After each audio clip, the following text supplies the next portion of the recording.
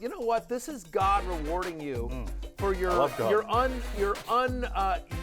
unyielding dedication to Michael Thomas and his lack of knees. Yes. They're like, you know what? When everyone else bailed, Jay Croucher was still there. So exactly. Who dat, Jay Croucher? Who dat? Who dat indeed. Fantasy Football Happy Hour with Matthew Berry, served by Applebee's. Welcome to the Fantasy Football Happy Hour. Happy waiver wire day. Connor Rogers, Matthew Berry, and a man that apparently loves God, Jay Croucher. Big God guy. Might need God starting at running back for me with all my injuries. It's brutal right now. It's bad out here. See if God's on the waiver wire. Maybe we can pick him up. It is absolutely brutal out here for the three of us and pretty much everybody.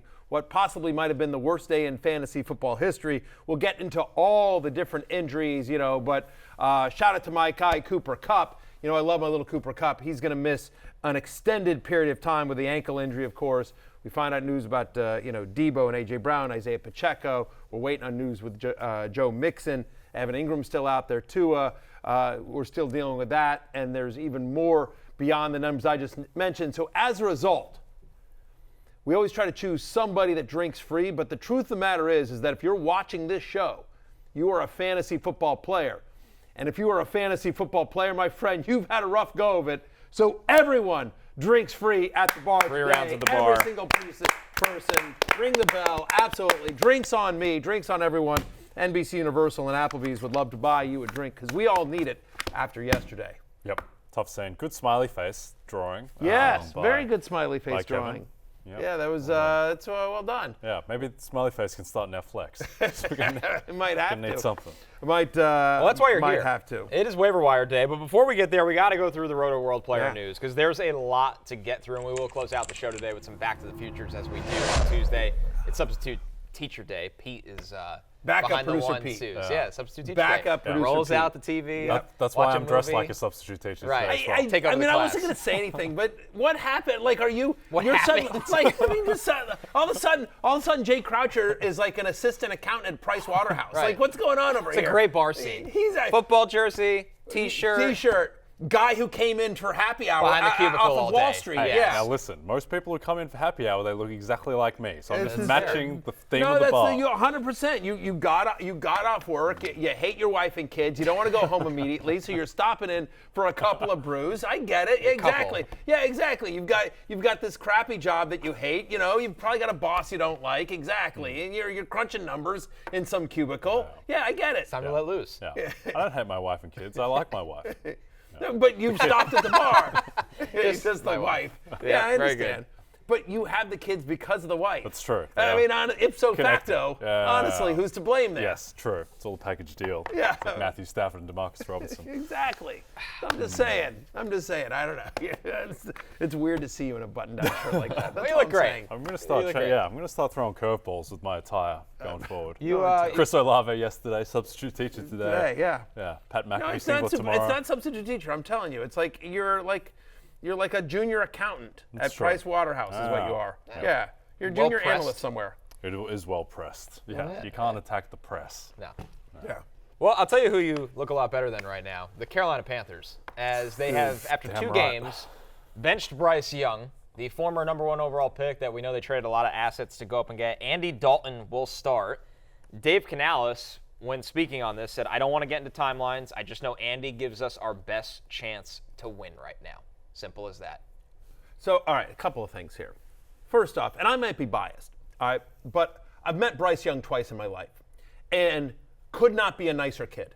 Could not be a nicer kid. And by the way, I mentioned that my son was going to go to this is 2 years ago when Bryce was a rookie going in at the NFLPA Rookie Premiere, and I interviewed him. And when I was done with the interview, I mentioned, oh, by the way, my kid is going to be a freshman at Alabama. And he immediately said, let's do a video. And he did a little video welcoming my son to Alabama, Roll Tide. Anyway, just a great kid. So I feel on a personal level, I would just say I feel terrible for Bryce Young, who I think was put in an impossible situation. He was given absolutely no help at all in his first year at Carolina. They've tried to help him out somewhat here in year 2, but there's so much expectation, and I think this is no fault of Bryce Young's. But again, the success of C.J. Stroud and the fact that they were basically 1-2, and Stroud, honestly, obviously a lot, I think, better weapons around him, better coaching around him as well. C.J. Stroud obviously might be a much better player, but I don't know that Bryce Young ever got a fair shot. And I feel like, Connor, this is similar to, like, again, I don't know if Zach Wilson ever would have been a great NFL quarterback, but I don't think Zach Wilson ever got a fair shot. We're seeing with Sam Darnold. I don't think Sam Darnold got a fair shot, and now finally in Minnesota on a good team with a good coach, we're seeing like, oh, actually he might play. Yeah. So I feel, we're going to talk about Andy Dalton in a second, but I just want to say, like, do you feel like Bryce Young's NFL career is over as a starting quarterback in the NFL? He'll get another look somewhere, and it just depends. I mean, look at what happened with Baker Mayfield, and this does happen. He'll get another look, especially a number 1 overall pick. There will always be another coach that says, hey, maybe things will be different here in our environment. What happened with Bryce Young to me is this was a really talented player that was thrusted into a situation right now where, like you said, Matthew, there was no positive outcomes as a rookie. He developed bad habits. He lost all confidence. This year, personally, the situation looks a lot better. The pass protection is better. The talent around him is better. Those bad habits have not left him. He has no confidence. He's not playing well. This is an early plug, which tells me Canales had a lot of fear of losing the locker room. Yep. They felt like if they went out there every Sunday with him, they did not have a chance to win, and they weren't going to wait it out any longer, which is unfortunate for him. The talent is still in there somewhere, but the confidence is completely gone. Yeah. You know what the most concerning thing to me is the least pressured quarterback on Sunday was Bryce Young. He wasn't under pressure. It was all just, it just seems like he has the yips. It feels like, mentioned before, it's like Chuck Knobloch throwing to first base. Like, it's all just broken. Like, the brain just doesn't work. It's the Zach Wilson seeing ghosts. It's the Sam Darnold seeing ghosts. Sam Darnold was the seeing ghost. Right. But it's the same thing with, I feel like that's the case here. I do think a fresh start would do well. I mean, listen, they played the Saints and the Chargers, who I think at the end of the year we're going to look at as 2 of the better defenses in the NFL. So, the Saints also made Dak Prescott look not great. So, I mean, I don't want to go too far in terms of, but I think this was the right move for both Bryce Young's psyche. I do think he will get another shot. He should go to another organization. Again, we've seen former Panther quarterbacks like Sam Darnold and Baker Mayfield have success this year. So, just getting out of the environment will be helpful. This is a good news, but for fantasy managers, this is actually awesome because Andy Dalton is, and I say this with literally, as a respectful thing, not as an insult, is a professional quarterback. Is he great? No. But can he get the ball to Deontay Johnson? Yes, he can. Does he potentially give a chance to Xavier Leggett to become something? Yes, he does. When this offense gets Jonathan Brooks back, suddenly this becomes interesting as well. Chuba Hubbard might find some more open running lanes. It's worth noting, last year, week 3 at Seattle, the only time Andy Dalton has started for the Panthers, obviously different coaching staff, different offense, but still, that one game, 361 yards, 2 touchdowns, 23.5 fantasy points. I mean, Andy Dalton had so I do think that if you have shares of Deontay Johnson, and I have a lot of them, if you took a flyer on Xavier Leggett, I do think he's going to bring a level of professionalism to this offense. Yeah, I'm with you all the way. The Jonathan Brooks point is really interesting because he could be somebody that you've been stashing for a while, and now this gives him more upside. Going into an offense that might be able to run the ball a little bit more. Obviously, Dalton will be able to check the ball down a little bit more confidently. Just more sustained drives. You know what I mean? Coach Canales is right, is that at the moment, unfortunately, Andy Dalton gives them the best chance to win. Right? He can't lose the locker room. You know what I mean? And honestly, as I'm sure this is a tough day for Bryce Young, but I do genuinely think ultimately this is the best thing for him. He needs to get out of Carolina. But I think if he just kept staying out there and just getting his ass kicked and just not doing anything, he's completely lost.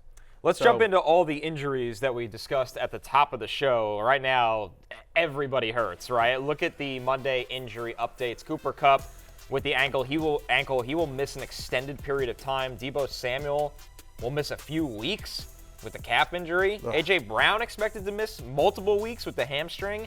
We talked about Isaiah Pacheco yesterday. He's expected to miss 6 to 8 weeks. He fractured his fibula.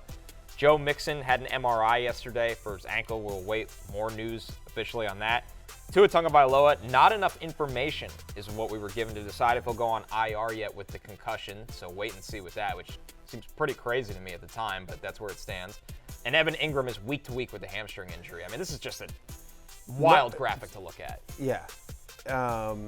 And so, me asking yesterday on Twitter, is today the worst day in fantasy football history? Or, because there was a list, I was quote tweeting Adam Schefter, who had made a list of all the injured players that we just talked about there, with the possible exception of Joe Mixon.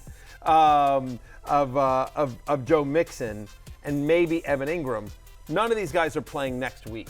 Like, there's different severities of their injury history, but I mean, yeah, tough one for Coach Pierce right here. Yeah, as you see, he's lost Christian McCaffrey, Cooper Kupp, and Isaiah Pacheco. He said, "What's the remedy for this?" Yeah, I mean that is everybody drinks free here at the happy hour. That's why everyone drinks free. It's very possible the way drafts went that you could have drafted Pacheco, or AJ. You could have been at the end of the turn, and you could have taken Pacheco and AJ Brown at the end of the first. Cooper Kupp lasted into into the third. Like, you could have gotten Kupp and Mixon the way some drafts went, because Mixon was basically going in the late third to the fourth. Like his team, Kupp and McCaffrey. Yeah, well, exactly. I mean, so you easily could have had Mixon, Pacheco, Kupp, and AJ Brown, or Deebo. Deebo was going around the same area that Mixon was. So I just feel for you. Tua's definitely not going to play this week. Evan Ingram, we'll see. I think of all the players on that list, I feel like there's at least some optimism for Joe Mixon that he potentially could play this week. We don't know yet. Yeah, news dropped very late last night. MRI came back clean, but so it's considered not long-term or serious. Now that may mean he'll still miss a week. I think it's a red flag that he came back in, didn't have any burst, and they took him out when they needed to kind of salt away the game at the end, and he wasn't out there. It was Cam Akers fumbling at the goal line. So some concern about Mike Parlay Mixon. was well aware. My best bet, well aware of Joe Mixon missing the entire second half. Very bitter. Yeah, so it looks like it'd be okay for Mixon long term, but we'll see this week. We will see. There's a chance he might, and so we're going to talk about those running back waivers. But definitely, you are going to be without Kupp, Samuel, Brown, and Pacheco for quite a while. Tua, it feels like a decent amount of time as well. Sorry, just spam calling my phone. I don't know. It's unbelievable. Pick it up, see what happens. Yeah, I really Put him on the show. I should. Okay, you're on Fantasy Football Happy Hour. What do you have to say? This is your one moment right here. Should I? Yeah, do it. Hello? Hello? You're on the Fantasy Football Happy Hour. Yeah, what's going on? What? I'm sorry. Yeah, one more time. I'm sorry. What are you calling about? Yeah, what are you calling about? Oh, dear. She hung up. Hung up on you. She hung up on me. That's pretty odd. Yeah, we're That's going to do strange. it. All right, there you go. You scared them off. Do you guys get spam calls? I get spam calls Nonstop. all the time. Nonstop. All the time. I just block it after Yeah, every same time. of It course. doesn't do anything. I really like America. A lot of strengths about this country. That doesn't happen in Australia. We don't get the spam calls in Australia. Yeah, We have some flaws. yeah, exactly. They're respectful in Australia, for the love of God. Well, it's really only your family and the Hemsworths, as I understand. Like, that's the only people that live there. All right, let's get into our running back That's waivers. why you're here. You need help after these injuries. Or the spam calls. You just need help in general. It's waiver wire day. Let's start with the running backs here. And we got to talk about this Chiefs backfield, Matthew.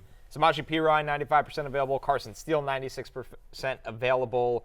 Kareem Hunt will visit with the Chiefs today. This is messy right here if you dive into this group. We talked about it yesterday as well, but just in case you missed yesterday's show, I believe they are not going to replace Isaiah Pacheco with one person. They're just not going to. He's a special player. He had earned the trust of Andy Reid and Patrick Mahomes. And so, the other guys that are left there, and this is going to get even muddier when Clyde Edwards-Helaire comes back.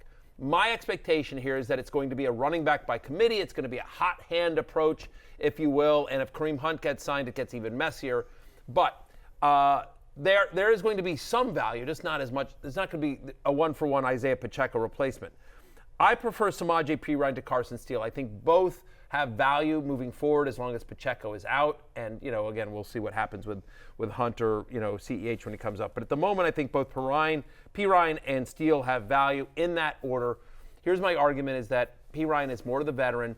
He's a better pass protector. He's a better pass catcher. And this is a team that is going to be more pass heavy, generally speaking. So I think Perine is just going to play more snaps. As we look at, sort of overall game scripts for the Chiefs, I just think Perine is going to be out there more. And for PPR leagues or even half PPR leagues, he's got a better chance to get you fantasy points week in, week out. I think the early down work is probably split between Carson Steele and Samaje Perine. There's a chance that Carson Steele gets the goal line work, although, again, bad fumble against the Bengals, so they may not trust him. I mean, Perine is a trusted veteran who wasn't he the guy that famously like hadn't fumbled in like 4 years or something like that. Perine, like I feel like I have that. Big Show, look that up for me. But I feel like there was some crazy stat about Perine had never fumbled in the NFL or something like that for his first. Zach Taylor had Perine out there with the Super Bowl on the line, right, for the final play against Aaron Donald. So yeah, which was a mistake. It should have been Joe Mixon. But the fact of the matter, we don't talk about that. Bengals lost that Super Bowl. yes, and it should have been Joe Mixon on that particular play. But I'm just saying, like, you've got Carson Steele, who was an undrafted free agent. Yeah, to UCLA, once upon a time, Ball State. I mean, listen, when Great story, had a nice preseason. Yeah, and this is a guy who wasn't invited to the combine. Like, it's a long shot for him to be on this roster. But you bring up the fumble. He is a little bit one-dimensional right now. I think it will gear towards Perine. I would call Carson Steele touchdown dependent. Is what I would call him. And they do. The Chiefs do so much weird stuff at the goal line, Jay. In terms of the shovel passes to Kelsey and Noah Gray. There's one named Morris. Yeah, I mean, right, tackle eligible stuff. That they just get so weird at the goal line. They do so much. Hey, Mecole Hardman, do a jet sweep and like it. What'd you say? Very freaky. Catch very freaky. Catch the winning touchdown in the Super Bowl. Yeah. Even though you weren't even on this team a couple weeks ago. I mean, I just again like. The idea that Carson Steele is going to be Derrick Henry, which is like he's going to get at least one rushing touchdown, right? I don't think that's going to happen. I do think he'll have value. I do think both these guys should be picked up, but I rank them Perine and Carson Steele 1-2. Yep. I think there's a natural inclination to be like, starting running back for the Chiefs, for Patrick Mahomes, he's going to provide a ton of value. I'd implore people to look back to 2019 when the Chiefs won the Super Bowl and they didn't have a single running back have 500 rushing yards and they have a single running back have over 111 carries. And it was guys like Damian Williams and Spencer Ware and LaShawn McCoy. I feel like we might be headed for a similar situation where it's just a mismatch of 5 different guys while Pacheco's out. Yeah, I mean, there's a lot of guys like that in the Andy Reid history of coaching. There's a lot of guys like the Spencer Wares and Damian Williams of the world. Shout out Sharkandrick West, my personal favorite. Right. Darwin Thompson? Darwin Thompson, preseason darling Darwin Thompson, sure. But, I mean, Sharkandrick West was a thing for a moment in time. But, yeah, anyway. So that's how we rank them. But those, to me, would be the first 2 guys that I would pick up if you needed a running back for both this week and for the future. Let's move over to the Texans backfield. We talked about this earlier. Joe Mixon, per longtime Texans beat reporter Aaron Wilson, it's not considered long-term or serious, but in the short term right now, Cam Akers, 99% available. Dameon Pierce, 95% available as they play at Minnesota this week, Matthew. Could one of these guys maybe help you on this short-term bind a lot of people are in? Yeah, I mean, I think Cam Akers would be my choice here just because Dameon Pierce was brutal last year and brutal in the preseason. Akers is a better scheme fit in this offense than Dameon Pierce. Yes, and, again, we saw Cam Akers. Yes, he had the brutal fumble. But it's funny, like Akers was clearly the guy to replace Joe Mixon, and then after he fumbled at the goal line, and then all of a sudden, Dario Gunbowale. I thought, like, if I was pricing favorites of who was going to be on that final series, I thought Mixon might come back in because, like, you got to give it a go, Joe. And then otherwise, for Akers, no, it's Dario Gunbowale with the game on the line. So, look, I think Akers will get first crack at it again, but I mean, he's one fumble away from just possibly being off the team. Yeah, I mean, Dari played 6 more snaps in that game. Akers out-touched him 8-4. We'll see if the fumble, but Akers is somebody who has had success in the NFL, and Dario Gunbowale is like, he's a guy, right? I mean, he's just a guy. He's a pass-catching guy is what he is. Akers, potentially, Akers, by the way, is a physical freak of nature. Like, right, 2 different Achilles injuries. Yeah, and he came back in, 5 months? Yeah, I mean, months? It wasn't great when he came back, but he came back. But he did do it. I mean, Anyway, here's what I would say, is that if I had Joe Mixon on my team, I would want to pick up Cam Akers. If I didn't have Joe Mixon, I would want to use that waiver claim on somebody else. Yeah. I don't think Cam Akers may have value this week to whoever rosters Joe Mixon. I don't think he has season-long standalone value unless this injury to Mixon turns out to be a lot worse. And I also don't think he's, going to be, amazing. I think there's better stashes season long and even for this week if you don't have Mixon and you're looking for help. Yep. Joe Mixon, by the way, is also like a physical freak. Like that should be a month-long injury. In 2021, I think he had a high ankle sprain, just didn't miss any games at all. Like he plays through stuff. Our next one here, guys, Braelon Allen on the Jets, 90% available for Thursday Night Football against the Patriots. Massive week Matthew for Braelon Allen. And shout out to you, Connor, because we talked about this in the preseason, and I just remember us talking about Braelon Allen, like, oh, important insurance back for anyone that drafts Breece Hall, and you were like, he's going to have a role immediately. Yeah. You've been talking about throughout the preseason that he would immediately have a role in this offense, and we saw that come to fruition in week 2. Right. The Jets don't have a lot of skill talent as Mike Williams is coming off the ACL. It's really Garrett Wilson and then Breece Hall. So one of their best skill players is Braelon Allen, even though he plays running back. And what they did in this game, not only did Breece get a little banged up early, but he came back and was fine. They used them on the field together, Matthew, which is it makes you kind of excited that Braelon Allen, listen, not a guy you want to start every single week, right? But he has some kind of role. He has a goal line role for sure because of his size and power, and Breece needs a breather. This team wants to run the ball, but they threw him the ball.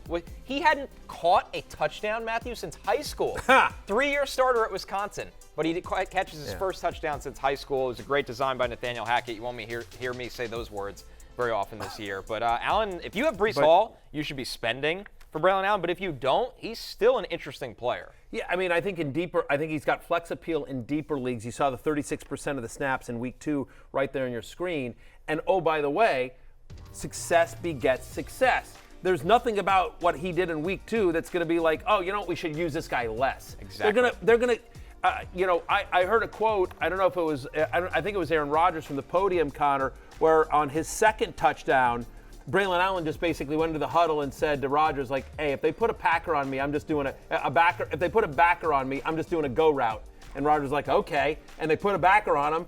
Braelon Allen ran a go route, and boom, he hits him in stride for the touchdown. It was a beautiful play. Yeah, I mean, when you look at Allen, he just has size that not a lot of running backs have, but he can move a little bit. And this team, it's a short week for the Jets, which makes it really interesting. If Breece was banged up on Sunday, it's a short week for the Jets. It's not going to be like this every week. I wouldn't be shocked if it's more 60-40 this week between them rather than the typical maybe 75-25. I'll just say this very quickly, that, again, it all depends on your team needs as you approach waivers. Do I need some of this week? Exactly. Still reeling from losing Christian McCaffrey, or I lost Isaiah Pacheco. Do you need someone this week, or you're just like, you know what? I'm good. So far I've gotten lucky. I've avoided the injury bug, and now I'm just looking for how can I fortify my team for down the stretch. If I'm in that situation, Braelon Allen I'd actually make Braelon Allen the number 1 priority, because I think, again, as we've talked about, the Chiefs guys are committee guys. Mixon should be back soon. There's if something were to happen to Breece Hall, Braelon Allen is a league winner, right? And he's going to have standalone value. So again, if I'm looking I don't need anyone this week. I don't think any one of those Chiefs running backs emerges as the guy as a 1-for-1 replacement for Pacheco, but Braelon Allen would be if something were to happen to Hall. As we get further down the list here, Jay, Cowboys' Rico Dowdle has Baltimore this week, available in 59% of leagues. After Baltimore does have the Giants on Thursday Night Football. Ooh. This team's not really effectively running the ball right now, but Dowdle gets touches. Yeah, indeed. And to Matthew's point, if you need someone for this week, well, Rico Dowdle is effectively a starting running back for the Dallas Cowboys. It's been very split with Zeke so far. Dowdle has 15 carries on the season. Zeke has 16. This is very much Pollard Zeke, the remix from 2 years ago, except Rico Dowdle, unfortunately, is not as good as 2022 Tony Pollard. But look, Rico Dowdle, he plays in what theoretically should be a really good offense, even if it hasn't shown that so much. And this Baltimore defense, not as scary as it was last year. Yeah. They gave up in the mid-20s to the Raiders. The Chiefs looked terrible against the Bengals, lit them up with explosives. Their run defense last year for Baltimore wasn't great. It's just that teams couldn't run the ball against them either because they were always behind. So I think there is a little bit of upside for Rico Dowdle. And again, he's like the definitional flex guy if you need, who can maybe get you 10 points. Rico Dowdle's an option. Can I, last week you posed the question, what if the Saints are actually good? What if the Ravens are actually bad? Their defense isn't good. I mean, right? I mean, isn't that a possibility that the Ravens just might? I mean, last week I think John scary. Harbaugh. I think John Harbaugh is one of the best coaches in the NFL, year in, year out. He's always fantastic, and so, maybe like Mike Tomlin, he just sort of wills his team to, be competitive even when. But maybe the Ravens are just maybe the luck is sort of. I don't want to say luck, but maybe just that they've just run out. You know what I mean? Maybe they're just bad. Yeah, I think. Look, They still have Lamar Jackson, who's Yeah, a of top course. 5 quarterback, and I think the defense will be solid enough. Like, they still have a lot of great pieces on defense, but they Especially in their lost a lot of secondary. guys. They lost Kyle a lot of Hamilton's guys. legit, you Yeah, know what I mean? Roquan Smith is a top 3 linebacker in the sport. So I think that they will figure it out, but I mean, this could very well be more like a 9-8 type of team as opposed to the 13-4 1 seed they were last year. Well, look what Mike McDonald is doing right now for Seattle. That's a big loss. Sometimes Yeah. we don't quantify assistant coaching losses enough until it's 3 or 4 or 5 weeks into the season. Think about last year with Philadelphia. I mean, with Gannon and Steichen both moving on, the Eagles were a mess And last we were like, year. whoa, how did this happen? And then you're like, well, a lot of people are gone behind the scenes, not on the field. For sure. So that could happen with Baltimore. Some deep league running back waiver targets here. How about Ty Chandler, available in 71% of leagues?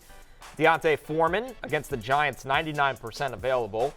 And Bucky Irving, we bring it up again. Bucky Irving has the Broncos, 66% available here, Matthew. Broncos, Eagles, Falcons, then the Saints. But again, similar to Braelon Allen, Bucky Irving already has a role in this offense. Rashad White got a little bit banged up before. Bucky Irving would be a true 3-down back if anything were to happen to Rashad White, and I think he's already got a role. Foreman is a grinder, you know, after being released and then re-signed in the preseason and doing nothing in week 1. He actually led the Browns backfield with 15 touches in week 2. Jerome Ford only had 8.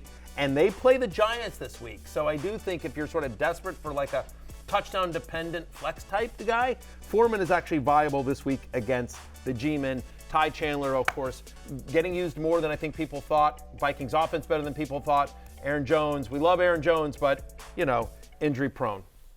How about some notable insurance running backs as well here, Jay? I mean, we talked about this with Blake Corum. He's somebody that, listen, you're not going to get a lot of production out of right away, but you want to have him if you have Kyron Williams. Ray Davis getting some early work.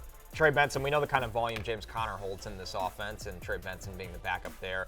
And then eventually Marshawn Lloyd for Green Bay. Yeah, Trey Benson might be the most compelling one to me, given that he is the clear backup to James Conner. And the main thing here is that James Conner's never played a full season in his entire career. He's missed 4 games each of the last 2 years. We love James Conner, but we only love him when he's out on the field, and he does tend to miss time. And that sneakily is an awesome fantasy situation to be the lead back in that backfield because of how efficient they can be with Kyler Murray taking a man out of the box. And they just looked incredible on the weekend. So Trey Benson is worth having on your bench as a stash. Let's recap Matthew's Week 3 top running back waiver targets, and we start with the Kansas City guys at the top and Perine and Steele. Braelon Allen at 3, though. But like you said, Matthew, it is roster specific. There's some players that, hey, Braelon Allen could be your top guy.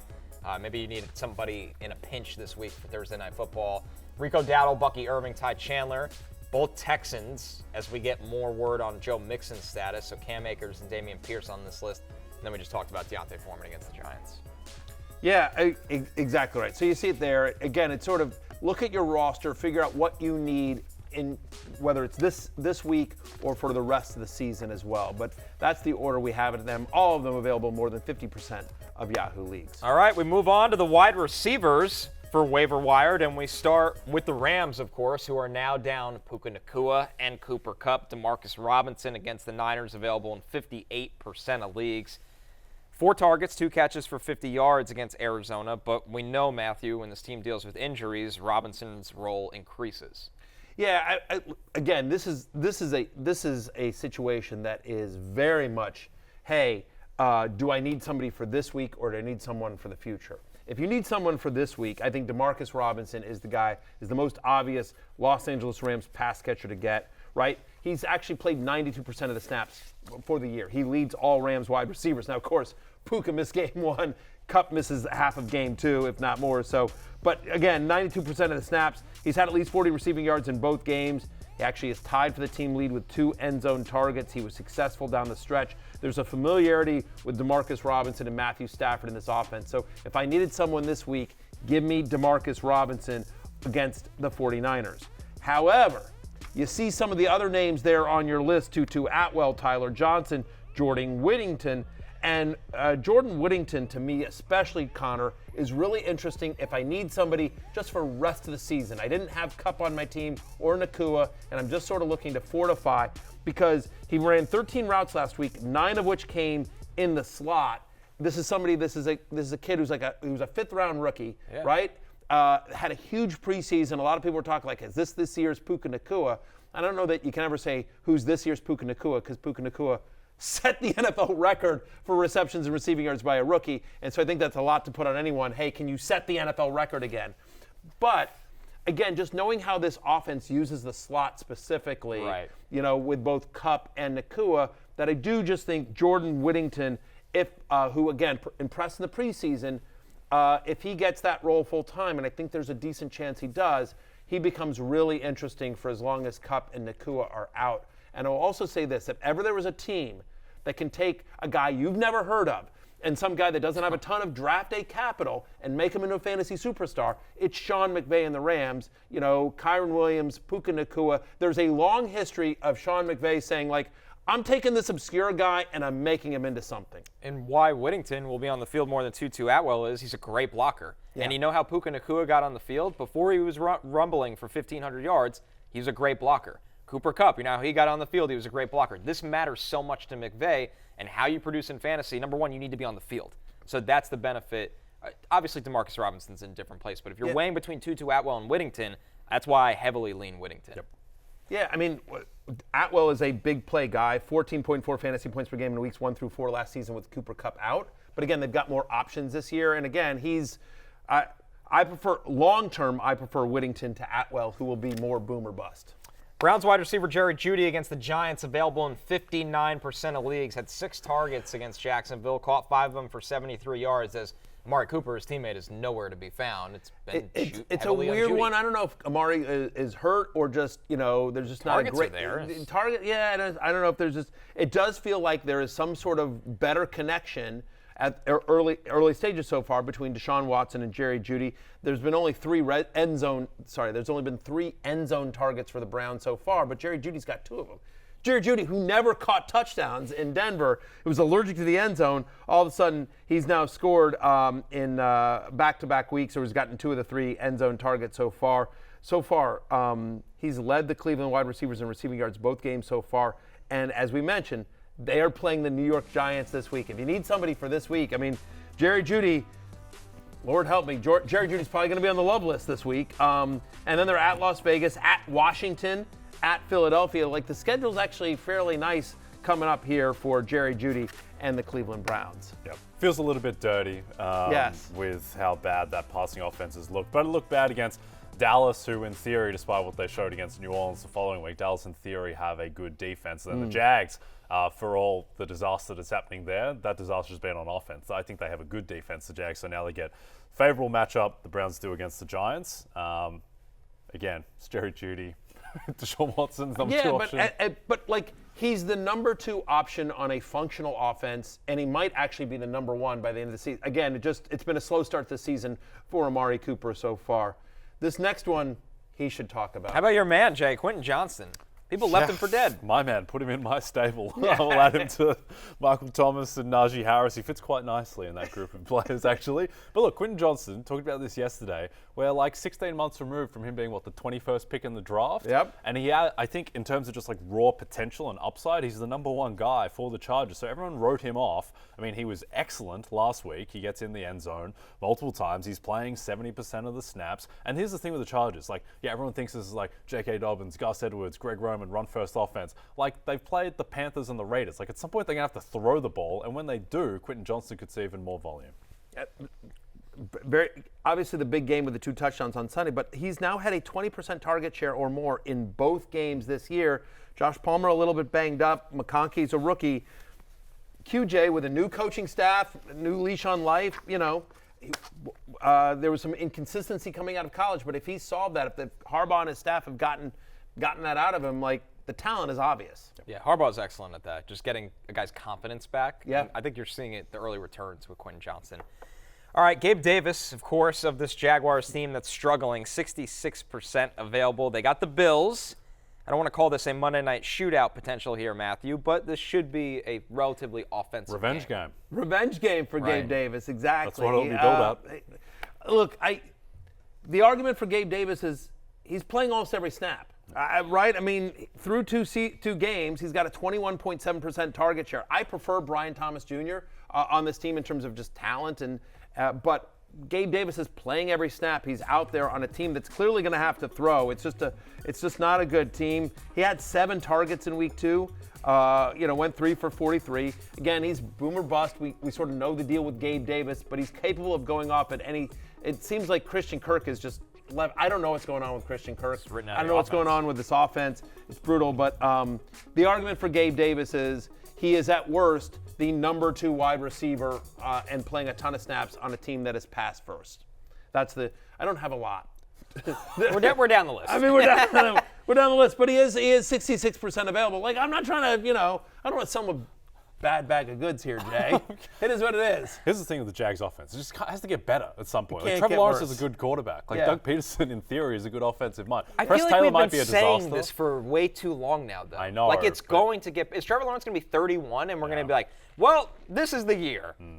He looks Fantasy-wise, not real NFL-wise. Physically, he looks better to me this year. Just the offense, the scheme, like they're not defined by anything. Press Taylor seems like a disaster. I just think it will get better. Here's the thing: it's like their next 2 games are very difficult. They could be 0-4, and then we're going to see new people in Jacksonville at that point. Mike Florio brought this up on our Football Night in America podcast, which is they've lost 7 of their last 8 now, dating back to last year. And the Jaguars, they want to win, right? They have high expectations. They spent a lot of money on Trevor Lawrence. They spent a lot of money on some free agents as well. Like, you never want to root for somebody or predict somebody being fired, but it does feel like if they start out 0-4, there may be some changes coming. At the top of the show, we talked about Deebo Samuel with the calf injury, expected to miss a few weeks. Of course, Jauan Jennings makes this list against the Rams, 98% available, 4 targets last week, Matthew, and obviously an elevated role with Deebo out. Yeah, I mean, I don't think anyone can replace Deebo because he's such a unique player that has such a different skill set. But to your point about how do you earn fantasy points, you get on the field, and if you're on the field, you can get the ball. They like Jauan Jennings. Jauan Jennings, had the Niners won the Super Bowl, I'd have argued Jauan Jennings probably should have been the MVP. The favorite. He's the favorite in the market to win the Super Bowl. He was should have been 300-1. Yeah, but I mean, like, he had a great Super Bowl. When Jauan Jennings has gotten opportunity, he has produced in his 5 career games with at least 6 targets.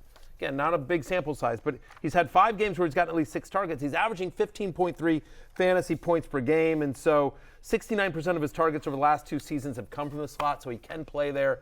Jauan Jennings is going to get more run now with Deebo Samuel out for the Niners. Some deeper league wide receiver targets. Alec Pierce, 72% available still, despite a really nice start to the season for Alec Pierce. Yeah, the argument is Josh Downs came close to playing in this one, and so if he's back, like we know Josh Downs will be in the slot. We know Pittman will be on the side. So I think it's really going to be Pierce and A.D. Mitchell out there on the side. You see Jalen Naylor on your side. I really like Jalen Naylor.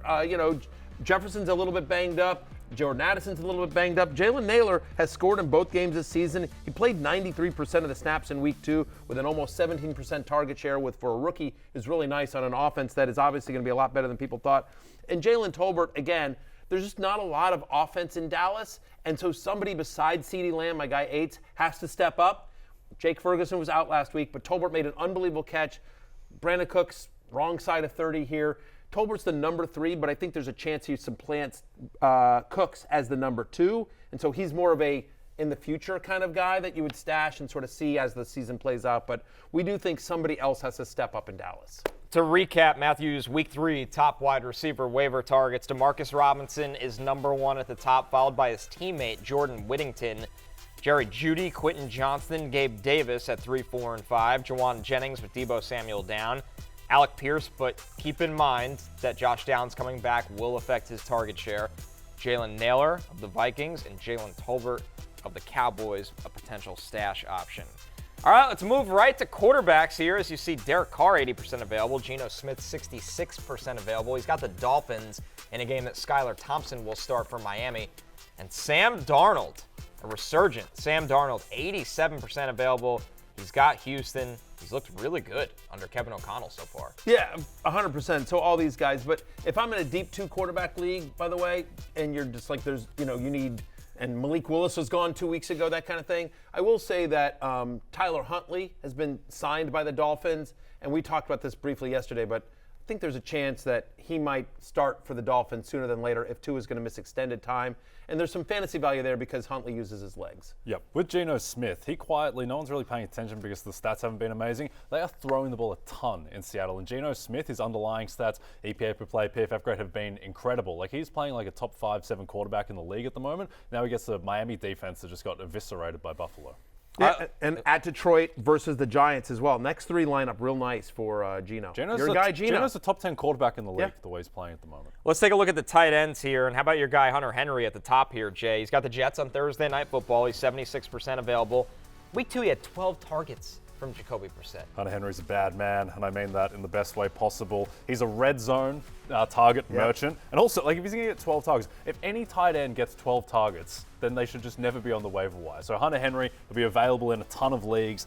He has established a rapport with Jacoby Brissett. The Patriots have just reached the level of baseline competence that I don't think anyone expected them to either. So Hunter Henry, can't call him like an elite option, but certainly shouldn't be available in any league. I agree with that. Mike Gesicki, Zach Ertz, Luke Schoonmaker.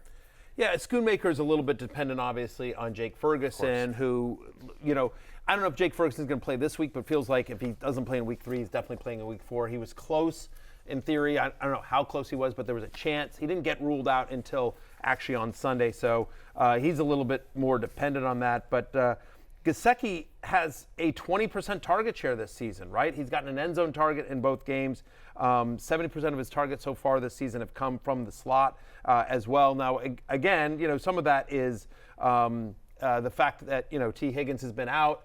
They lost Tyler Boyd, but Gesicki, who's always been kind of this athletic move tight end, suddenly seems to have found a role in Cincinnati. So he becomes kind of interesting. I've talked about Zach Ertz ad infinitum. Like, again, as long as he's healthy, he's going to have a bigger and not as, he's going to be, I think what I tweeted out is like, you are going to be, or I wrote in my column, you are going to be shocked and reluctantly head to the waiver wire once you see how much Zach Ertz is used in this offense, which is what, I mean, he ain't great, but like he's second on the team in receiving yards and routes through 2 weeks. He has a 15% target share. We know he's a red zone target, and we know that the Commanders, given that defense, are constantly going to have to throw. If you need a defense to stream this week, let me frame it like this. The Bucks play against Bo Nix. The Seahawks play against Skylar Thompson. And the Raiders play against Andy Dalton, which I'm not going to throw shade at Andy Dalton. He might surprise us this week. But the Raiders looked better when Bryce Young was starting, but the Raiders can play good defense. And the Bucks and the Seahawks, obviously, those are fantastic. Great matchups. I think the Bucks are the one. I just think you want to go up against Bo Nix. There just seems to be no ceiling to that Denver offense at the moment. In his words, I threw the ball to the other team. Yes. So. Yes. The Seahawks, like Tyreek Hill is still going to be out there. Jalen Waddle, that's a little bit more scary, even if it is Skylar Thompson, but I'm not scared about anything about Bo Nix at the moment. No. Dominate this NFL season with a Fantasy Life Plus subscription. Get weekly rankings, start sit advice, DFS analysis, and betting tools. Use promo code SEASON20 for 20% off. Go to fantasylife.com/rotoworld to learn more. It's not just analysis. It is tons of tools that will sync your league and are specific to your league settings that will help you decide how much to bid on waiver players, what trades to suggest. We spent like over a year building these tools, and they're unbelievable. We're going to take our first break. When we're back, we got fantasy takeaways from the Falcons' stunning comeback over the Eagles in Philadelphia right after this. Hurts gets the snap, fakes the handoff, rolls to the near side, short pass, Barkley 10, then he dropped the ball. Dropped the ball as he was turning his head on the near sideline at the 7. The shotgun snap, the center block, the line drive throw, far side, caught, touchdown at the pylon. London caught it, chest high, touchdown, Atlanta. That sound you heard was the Falcons with the big comeback win against the Eagles there, as we show the probability chart, which took a wild turn here, fellas. The Falcons had just a 0.7% chance of winning with 1 minute and 56 left in the fourth quarter. According to the Next Gen Stats win probability model, the comeback is the 7th most improbable win in the Next Gen Stats era since 2016. They've been tracking this. So I would argue that as that screen pass was in the air to Saquon Barkley, that it was about a 0.1% chance that the Falcons were going to win that game. And I know what everyone out there in America is thinking, like, wow, Saquon Barkley cost the Eagles that victory. Had he caught that ball, and even if he, falls down, right? And doesn't, he should have, if he catches the ball, I think he waltzes in the end zone. But even if he just falls down, the Eagles basically run out the clock.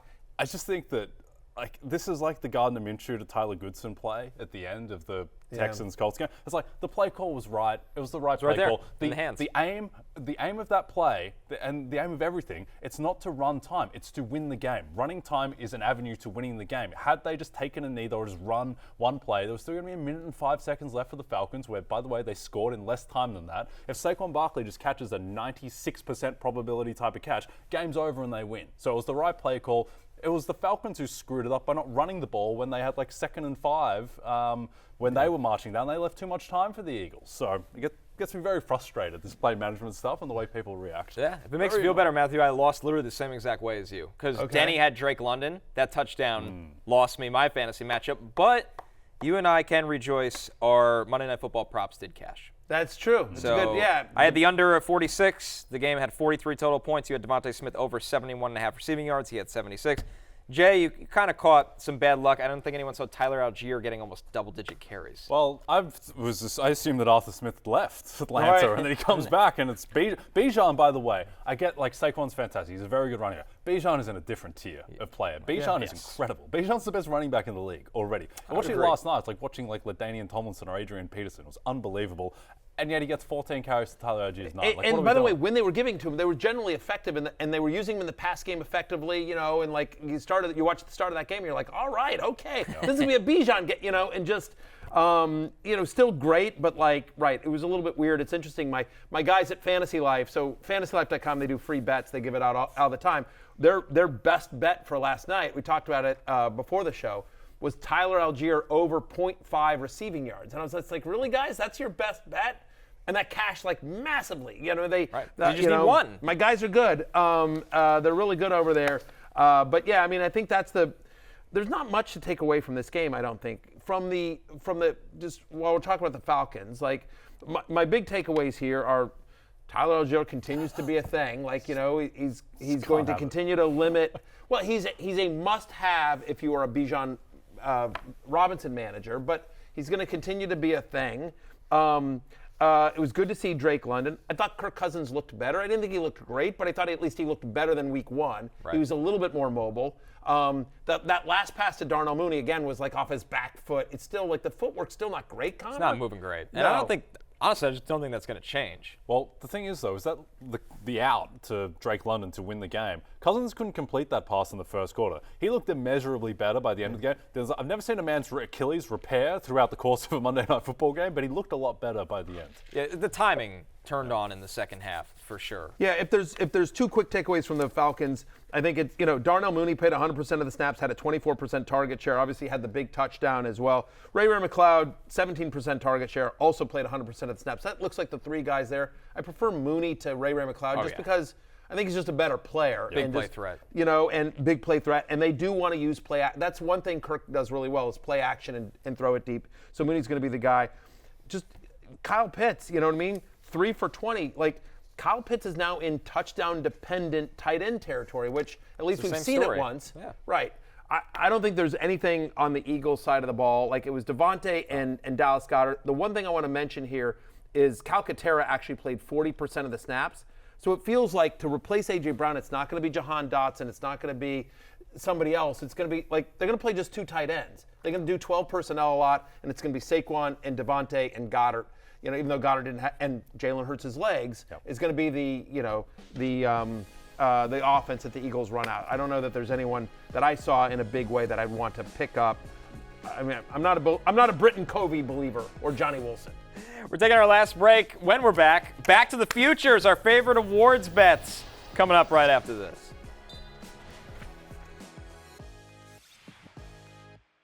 DraftKings Sportsbook is the #1 place to bet touchdowns, and new customers can bet $5 and get $250 in bonus bets instantly. Plus, get 1 month of NFL Plus Premium. Download the app and use promo code BERRY when you sign up.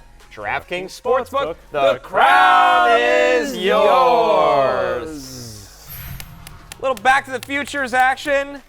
Jay, what's in the crystal ball this week? Oh, you'll like this one, Connor, or maybe you won't. I'm taking the Dragon, Aaron Rodgers, to win MVP at plus 3,000. Not even on the board. He's not even on the board. He's got longer odds than Jared Goff. Does anyone watch Jared Goff play football this season? He's been terrible. He has been terrible. With Aaron Rodgers, look, every year he has the crisp touchdown to interception ratio, which voters love. The Jets are plus 900 to be the 1 seed. If he finishes as the 1 seed over Patrick Mahomes, CJ Stroud, Josh Allen, I think he's a very good chance to win MVP. The beauty of this, too, is that he can just knock out Josh Allen himself because they play them twice. If they win the division over Josh Allen, then Josh Allen's not winning MVP. So Aaron Rodgers, I think he'll get better as the season goes on. If you want a long shot, too, Geno Smith's 100 to 1.